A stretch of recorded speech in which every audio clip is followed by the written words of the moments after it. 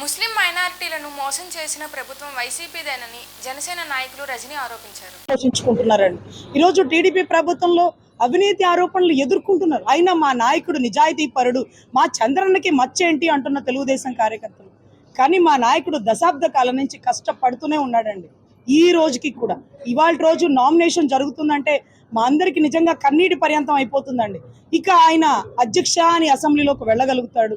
ఈరోజు ప్రజాబలం వచ్చింది, జనబలం వచ్చింది, కూటమి ప్రభుత్వం ఏర్పాటు కాబోతుందంటూ మా అందరికీ ఎంత సంతోషపడుతున్న సమయంలో ఏ నిందా లేని వ్యక్తి అండి, తన సొంత డబ్బుల్ని ప్రజాశ్రేయస్సు కోసం త్యాగం చేసిన వ్యక్తి గురించి మన పార్టీలో పనిచేస్తున్న వాళ్ళు మాట్లాడాలంటే నిజంగా సిగ్గుండాలండి.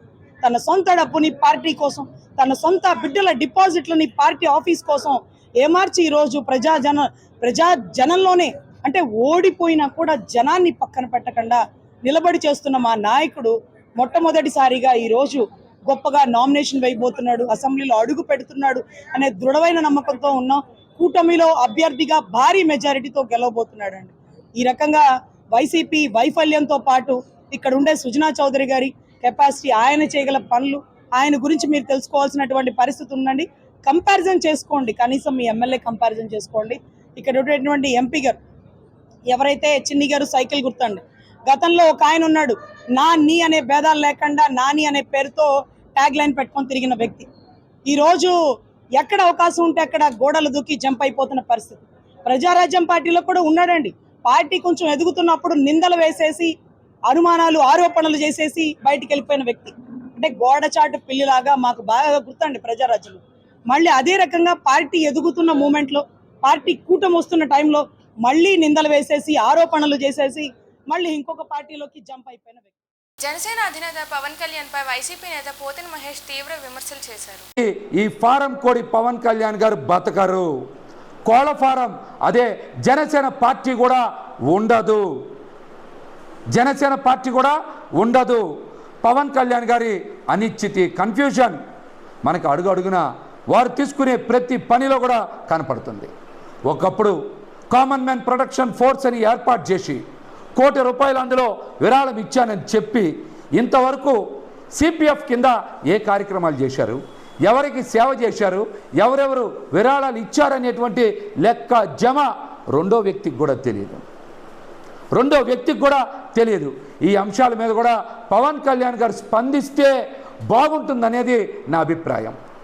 పవన్ కళ్యాణ్ గారు సిపిఎఫ్ని అంటే కామన్ మ్యాన్ ప్రొటెక్షన్ ఫోర్స్ని ఈ రోజున చంద్రబాబు నాయుడు ప్రొటెక్షన్ ఫోర్స్గా మార్చివేశారు.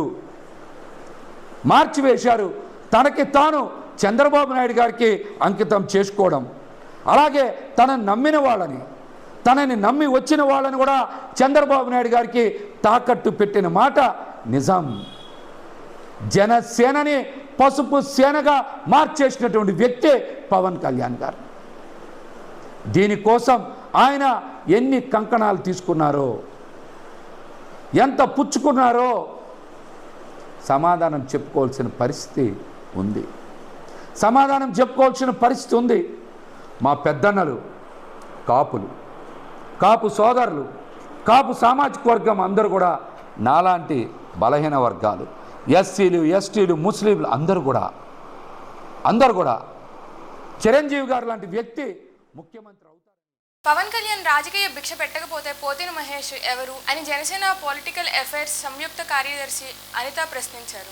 పోతిన వెంకట మహేష్ గారు అని మీరు వేరే పార్టీకి వలస వెళ్ళిపోయినా మిమ్మల్ని గారు అని ఎందుకు సంబోధించామంటే మా నాయకుడు మాకు నేర్పిన సంస్కారం అది. పోతిన వెంకట మహేష్ అనేవాడు బీసీ నాయకుడు. ఈయన గనక జనసేన పార్టీలో జాయిన్ అవ్వగానే మా నాయకుడు పెద్ద పీట వేసి కూర్చోబెట్టింది కాక ఈయనకి నగర అధ్యక్షులుగాను, పశ్చిమ నియోజకవర్గ ఇన్ఛార్జ్ అని, అధికార ప్రతినిధి అని 3 పదవులు ఇచ్చి పవన్ కళ్యాణ్ గారు చాలా గౌరవంగా చూశారు. ఈ పదవులను అడ్డుపెట్టుకొని రాజకీయంగా ఎదిగిన వ్యక్తి పోతిన వెంకట మహేష్.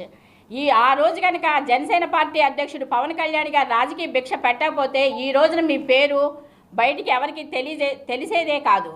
అలాంటిది మీరు ఈ రోజున పవన్ కళ్యాణ్ గారి మీద ఇష్టం వచ్చినట్టుగా ప్రతిదీ కూడా ఆయన ఏదో మిమ్మల్ని మోసం చేశారు అనేసి ప్రతిదీ కూడా ఆయన విమర్శిస్తున్నారు.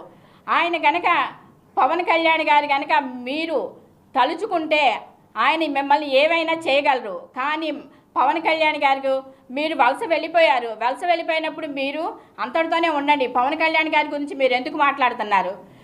నేను ఎంతసేపు నేను కాపు నాయకుడిని, కాపులు నన్ను దత్తత తీసుకున్నారని ఎన్నో మాటలు చెప్పేవాళ్ళు. అలాంటి కాపుల్ని మీరు విపరీతంగా విమర్శిస్తున్నారు. ఎందుకంటే మీకు సీటు రాలేదని. కేవలం పవన్ కళ్యాణ్ గారు సీటు ఇవ్వకపోతేనే మీరు ఈ విధంగా ప్రవర్తిస్తున్నారు. పవన్ కళ్యాణ్ గారు జనసేన పార్టీలో నేను ఉన్నప్పుడు నాకు పవన్ కళ్యాణ్ గారు దేవుడు అని చాలా చక్కగా చెప్పేవాళ్ళు.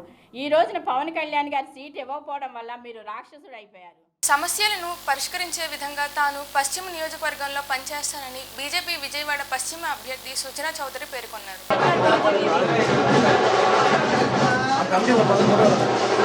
సరిచేయాల్సిన అవసరం ఉంది.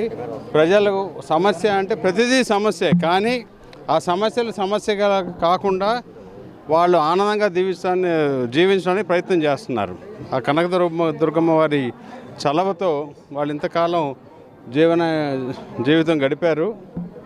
అయితే ఇప్పుడు వాళ్ళు చిన్న చిరు కోరికలే, కానీ ఇక్కడ చేయవలసినవి చాలా ఉన్నాయి. రోడ్లు కానీ, డ్రైనేజ్ సిస్టమ్ కానీ, కరెంట్ సిస్టమ్ కానీ, మెట్లు కానీ, మెట్లకు రైలింగ్ కానీ, ముఖ్యంగా వయసు పడిన వాళ్ళకి చాలా ఇక్కట్లు పడుతూ ఉన్నారు. ఘోరంగా ఉంది వాళ్ళ పరిస్థితి. వీటన్నిటినీ కూడా ఇప్పుడు 5 సంవత్సరాల అరాచక పాలన చూశారు. ప్రతి ఒక్కరూ కూడా అంతకుముందు పరిపాలనలో ముఖ్యంగా నాగుల మీరా గారు ఎంతో సహాయపడ్డారని చెప్పి ఎంతోమంది ఆనందం వ్యక్తపరిచారు. ఒక నాయకుడు అంటే అట్లా ఉండాలి, నాయకుడికి సామర్థ్యం ఉండాలి, ప్రజాసేవలో నిమగ్నమై ఉండాలి అని వాళ్ళు ఎంతో ప్రేమగా చెప్పుకున్నారు. కాబట్టి నేను కూడా సంతోషంగా ఈ నియోజకవర్గంలో ప్రతి డివిజన్ని నా సొంత ఇల్లులాగా చూసుకొని వీలైనన్ని సదుపాయాలు కల్పించే పనిగా నేను పనిచేస్తానని మనవి చేస్తున్నాను. నిత్యం ప్రజల్లో ఉండే వ్యక్తిని, స్థానికుడిని గెలిపించాలని వైసీపీ పశ్చిమ నియోజకవర్గ అభ్యర్థి షేక్ ఆసిఫ్ కోరారు. ఓటు చేయాలి, నిత్యం ప్రజల్లో ఉంటా, ప్రజా సమస్యలు తెలుసుకొని ముందుకెళ్తా, ఏ సమస్య ఉన్నా సరే ఆ సమస్యను నా సమస్యగా భావిస్తా. కొండ ప్రాంతం పై భాగాన ఉన్న వాళ్ళు 40 సంవత్సరాల నుంచి ఎవరికి రెగ్యులేషన్ చేసి ఇళ్ల పట్టాలు ఇవ్వలేదు. మరి కొంతమందికి ఇళ్ల పట్టాలు ఇవ్వడం జరిగింది వైఎస్ఆర్ కాంగ్రెస్ పార్టీ వచ్చిన తర్వాత. 40 సంవత్సరాల నుంచి ఓటు బ్యాంక్ కింద వాడుకున్నారే కానీ ఏ ఒక్కరికి కూడా ఒక ఇళ్ల పట్టా ఇచ్చిన పాపాన పోలేదు. మరి మిగతా వాళ్ళకు కూడా నోటిఫికేషన్ రావడం వల్ల ఇవ్వలేకపోయాం. మిగతా వాళ్ళకు కూడా జగనన్న ఇల్లులు కానివ్వండి, అలాగే కొండపై ప్రాంతంలో ఉన్న ఇళ్ల పట్టాలు రిజిస్ట్రేషన్ చేసి మహిళల పేరు మీద రిజిస్ట్రేషన్ చేయించిస్తామని చెప్పి జగనన్న మాట ఇచ్చారు. తప్పకుండా ఆ మాటకు కట్టుబడి మేము ముందెళ్తాం. అలాగే ఏదైతే వార వడ్డీలు తీసుకొచ్చి దాచుకున్న డబ్బుతో టిట్కో ఇల్లు కట్టారో అవి కూడా అడుగుతున్నారు. మేము డబ్బులు కట్టామయ్యా చంద్రబాబుకి, చంద్రబాబు మాకు మోసం చేశాడు, మాకు టిట్కో ఇల్లులు ఇవ్వండి అని చెప్తున్నారు. ఆ టిట్కో ఇల్లులు కూడా జగనన్న జవాబుదారీ తీసుకొని నేనున్నాను, నేను మీకు ఆదుకుంటానని చెప్పేసి టిట్కో ఇల్లులు కూడా ఇవ్వడం జరిగింది. మన నోటిఫికేషన్ రాకముందు కొంతమందికి మళ్ళీ ఇవ్వాలి.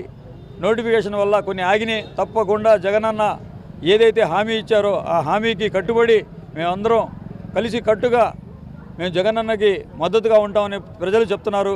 ఏదైతే జగనన్న హామీ ఇచ్చారో ఆ హామీ తప్పగా నెరవేరుస్తామని చెప్పి చెప్తున్నాం. చిన్న సమస్యలు ఉన్నాయి, ఆ సమస్యలను పరిష్కరించే విధంగా మేము ముందుకెళ్తాం.